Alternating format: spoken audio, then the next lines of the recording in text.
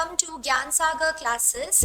आज के इस वीडियो में मैं आपके लिए लेके आई हूँ जो आपका सीएमए इंटर का पेपर नंबर 5 है, that is business laws and ethics. उसका एबीसी एनालिसिस कौन से अटेम्प्ट के लिए, जो अभी हम लोगों का दिसंबर 25 में अटेम्प्ट होने वाला है उसके लिए। आज के इस वीडियो में हम लोग एक तो आपके पूरे पेपर का जो एबीसी एनालिसिस है कैटेगरी वाइज हम लोग देखेंगे, जिसके अंदर कैटेगरी ए के जो हमारे चैप्टर्स हैं, टॉपिक्स हैं, वो मोस्ट इंपॉर्टेंट टॉपिक्स रहेंगे जिनको आप एट एनी कॉस्ट छोड़ के नहीं जा सकते हैं, right. But this doesn't mean कि हम category B and category C के चैप्टर्स को छोड़ के चले जाएं, ऐसा बिल्कुल नहीं। हमारे लिए सब कुछ इक्वली रेलेवेंट है, लेकिन बस इतना है कि किसको कितना टाइम डिवोट करना है, उस अकॉर्डिंग हम लोगों ने ये तीनों कैटेगरीज बनाई है। And as per the last attempts जो कंडक्ट हुए हैं हमारे न्यू सिलेबस में, यानी 2022 का जो सिलेबस है, राइट।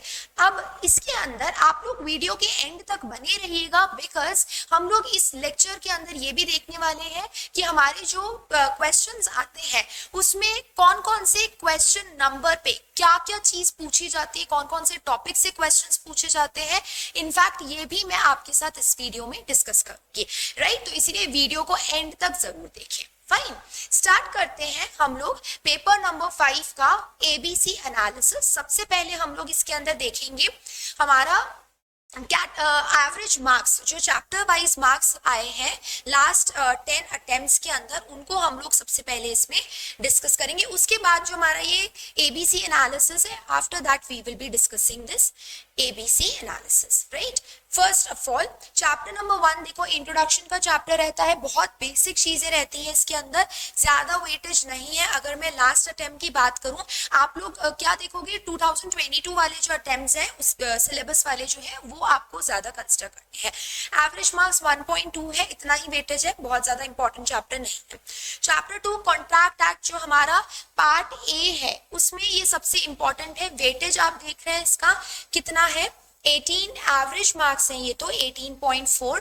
बट अगर मैं लास्ट कुछ अटेम्प्ट्स की बात करूं तो आप देखो इसमें 21 मार्क्स का क्वेश्चन आया है, जून 24 में भी 21 नंबर का क्वेश्चन था, दिसंबर में 14, अगेन जो जस्ट हमारा लास्ट अटेम्प्ट हुआ है उसमें 23 मार्क्स के क्वेश्चंस हैं। Long answer questions plus MCQs मिला करके ये आपके नंबर्स यहाँ पे दिए गए हैं। सेल्स ऑफ गुड्स एक्ट इतना ज्यादा इंपॉर्टेंट नहीं है, एवरेज 3 मार्क्स है, बट हाँ पिछली बार 9 मार्क्स तक के क्वेश्चन इसमें से पूछे गए थे, एंड इनफैक्ट एक लॉन्ग आंसर क्वेश्चन 7 मार्क्स का भी सोगा में से पूछा गया था। फाइन, अब उसके बाद फिर हम बात करें नेगोशिएबल इंस्ट्रूमेंट्स एक्ट की, इसका वेटेज 6.3 मार्क्स एवरेज में कह रही हूँ, बट अभी जैसे जून अटेम्प्ट में इसमें से कोई लॉन्ग आंसर क्वेश्चन नहीं पूछा गया था, सिर्फ एक एमसीक्यू का क्वेश्चन आया था 2 मार्क्स का। उससे पहले 14 मार्क के क्वेश्चंस पूछे गए थे, तो आप इसको भी कंसिडर जरूर करें, ये छोड़ के नहीं जाना है हमें। इंडियन पार्टनरशिप एक्ट की हम बात करें, पिछली बार इसमें से 7 मार्क्स का क्वेश्चन पूछा गया, एवरेज ऑल्दो कम है इसका, बट पिछली बार 7 मार्क्स का क्वेश्चन आया, और मोस्टली आप देखो 7 नंबर का एक क्वेश्चन तो नेगोशिएबल पार्टनरशिप में से आता ही आता है। एलएलपी एक्ट की बात करते हैं।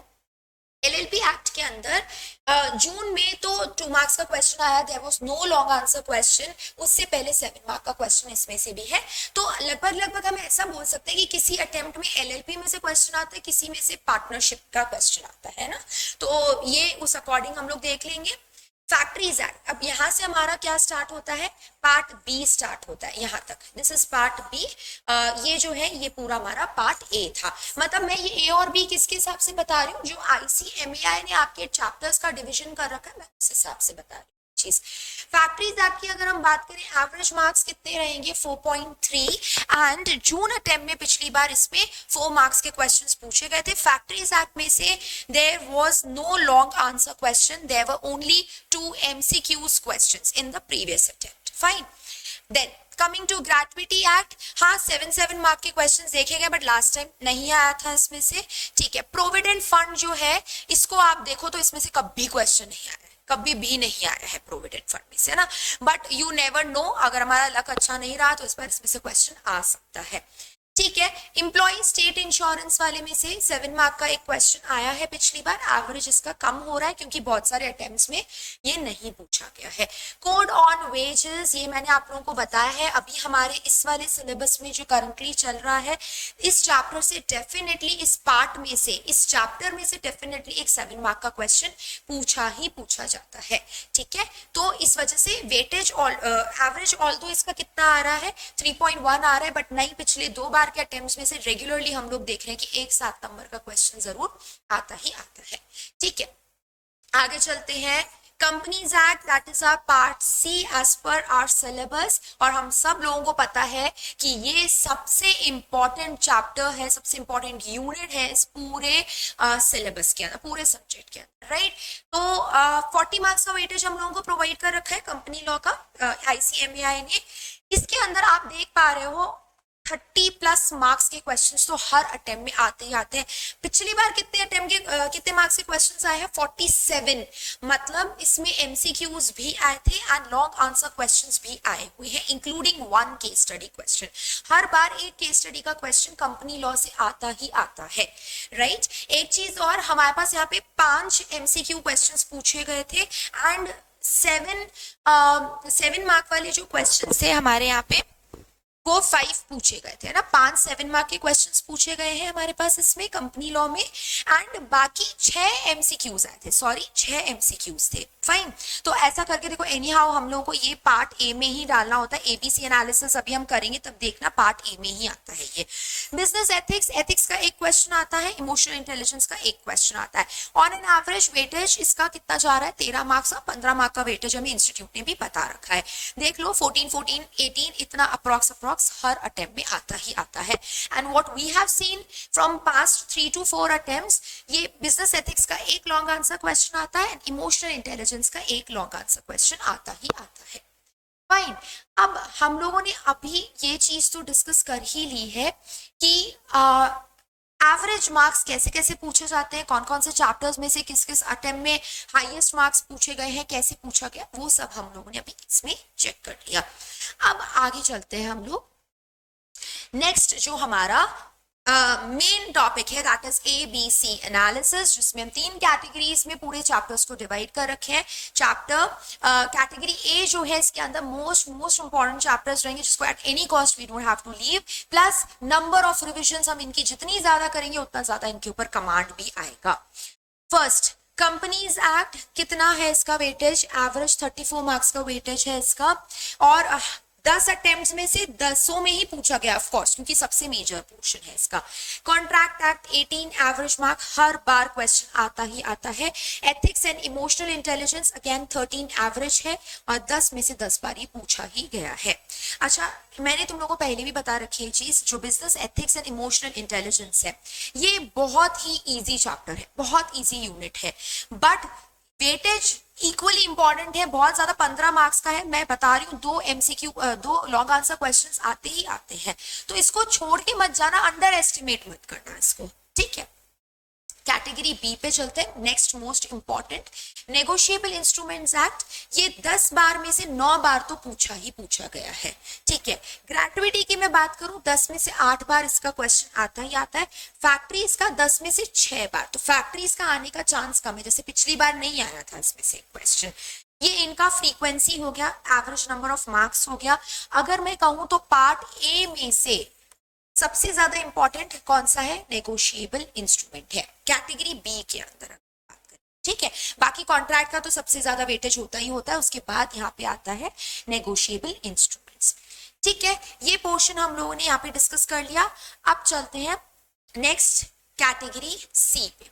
कैटेगरी C जिसके अंदर एवरेज मार्क्स आप लोग देख रहे हैं लगभग 3 या 3 से कम एवरेज मार्क्स आए हैं अटेम्प्ट्स के अंदर। LLP एक्ट का क्वेश्चन जो है वो 10 में से 4 बार पूछा गया। तो मैं आपको बता रही हूँ ना, पिछले 4 to 5 अटेम्प्ट्स में हमने क्या देखा, ऑल्टरनेटिवली आता है कि कभी LLP पूछ लिया लॉन्ग आंसर में, कभी पार्टनरशिप पूछ लिया लॉन्ग आंसर में। ESI एक्ट है, 10 में से 4 बार पूछा गया है। इंडियन पार्टनरशिप 10 में से 3 बार। सोगा 10 में से 4 टाइम्स, कोड ऑन वेजेस भी 10 में से 4 बार पूछा गया, ठीक है। ये नंबर्स आपके कम इसीलिए भी आ सकते हैं बिकॉज सिलेबस चेंज हुआ था 2022 में, तो उसके इम्पैक्ट की वजह से भी ये चीजें हो सकती है। चैप्टर नंबर 1 मैंने बताया था बहुत कम वेटेज है इसका, बहुत ही कम, और EPF act is the only one जो पिछले 10 अटेम्प्ट्स में से कभी नहीं पूछा गया, मतलब न्यू सिलेबस में भी इसका इंट्रोडक्शन होने के बाद भी ये नहीं पूछा गया है, ठीक है। ये हम लोगों ने 3 कैटेगरीज डिस्कस कर ली है। आपको स्ट्रैटेजी क्या फॉलो करनी है मैं बार बार रिपीट कर रही हूँ इस चीज को। Part A, part B and part C, हम लोगों ने ऐसे अभी एबीसी एनालिसिस जो किया है उसकी बात कर रही हूँ। जो हमने कैटेगरी ए देखा, most important, very frequently asked questions है, and number of revisions for that category has to be at least ये मान के चलो 3 to 4 times तो रिवाइज करना ही करना है, तभी आपको थ्योरी है याद रह पाएगी, वरना याद नहीं रह पाएगी, ओके। देन कैटेगरी बी की अगर मैं बात करूं, कैटेगरी बी उसके बाद थोड़ा सेकंड मोस्ट इंपॉर्टेंट है, आप अराउंड 2 रिविजन्स भी उसके करके जाएंगे तो चलेगा। कैटेगरी सी स्किप नहीं करना, एक बार एटलीस्ट रीड मार के जरूर चले जाना इसको, ठीक है। अब हम लोगों ने ये एबीसी तो डिस्कस कर लिया। मैंने तुम लोगों को क्या बताया था, इस वीडियो के सेकंड पार्ट में हम क्या चीज डिस्कस करेंगे, हम लोग इसके अंदर डिस्कस करेंगे कि जो भी हमारे क्वेश्चंस पूछे जाते हैं उनमें कौन सा क्वेश्चन किस टॉपिक से पूछा जाता है वो डिस्कस करेंगे। तो देखो यहाँ पे व्हाट हैपेंस इज, हम लोगों को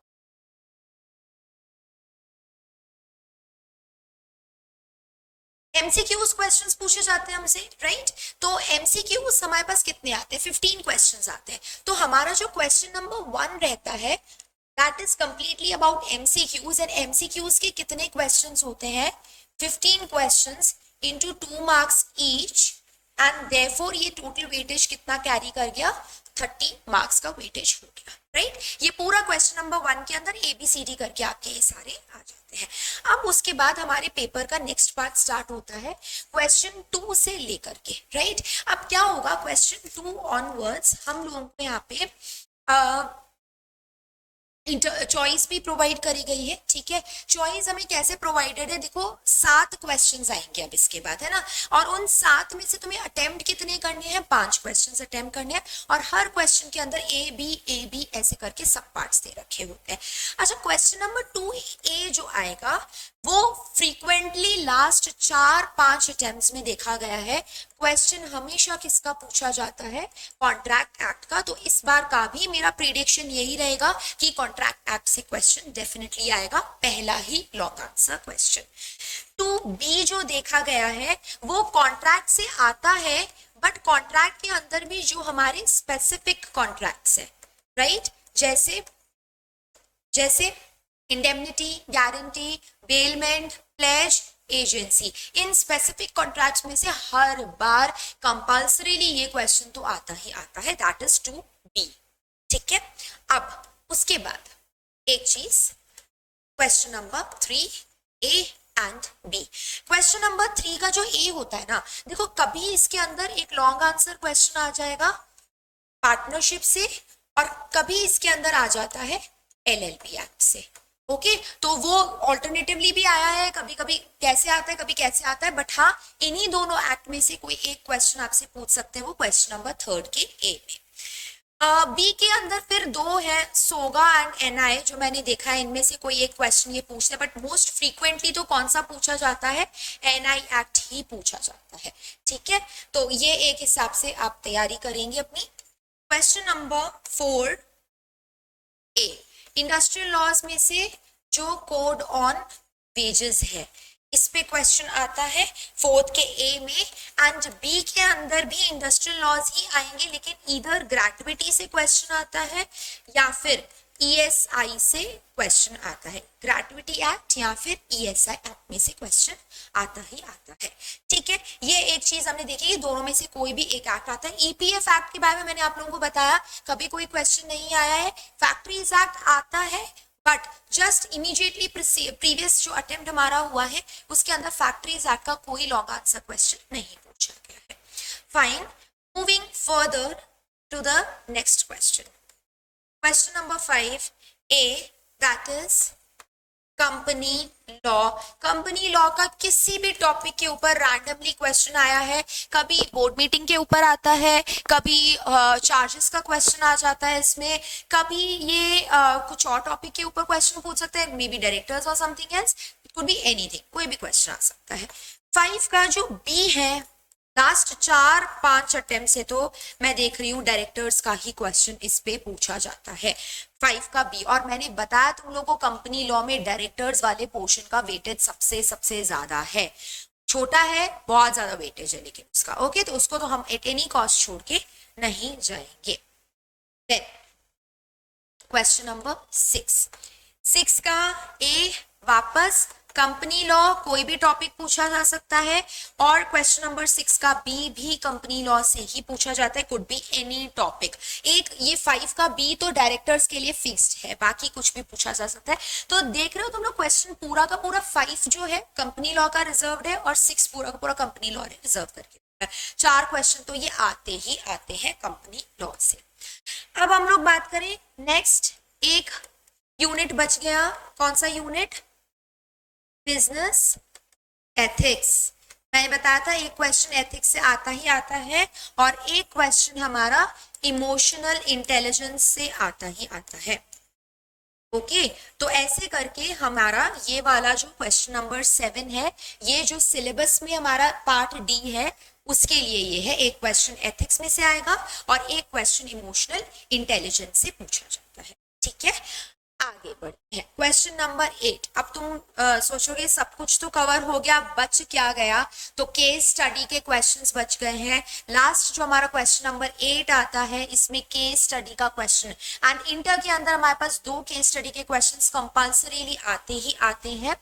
अब यहाँ पे मैं आपको बता दूं, क्वेश्चन नंबर 8 का जो ए है, इसके अंदर हमारे पास केस स्टडी क्वेश्चन आता है फ्रॉम कॉन्ट्रैक्ट एक्ट, ठीक है। एंड 8 का बी जो है, उसमें हमारे पास केस स्टडी क्वेश्चन आता है from company law, and that too from the topic directors. ये तो फेवरेट टॉपिक है इंस्टीट्यूट का, ठीक है। तो ये 2 टॉपिक्स हैं जिसके ऊपर हम लोगों ने देखा है कि केस स्टडी के क्वेश्चंस हर अटेम्प्ट में आते ही आते हैं। 2 आएंगे क्वेश्चन 7-7 नंबर के, contract act and from company law, ठीक है। अब आप लोग इस तरीके से अपनी तैयारी कर सकते हैं, क्योंकि आप लोगों को पता लग गया कि कौन सा क्वेश्चन किस यूनिट से पूछा जाता है, किस पैटर्न में पूछा जाता है। ये सब कुछ अभी मैंने आप लोगों को यहाँ पे बता दिया है, डिस्कस कर लिया है। आप अपनी तैयारी अकॉर्डिंगली करें, राइट। एंड ABC जो कैटेगरीज तीनों हम लोगों ने डिस्कस करी है, उनको ध्यान में रखते हुए आपको ये पूरी तैयारी करनी है, फाइन।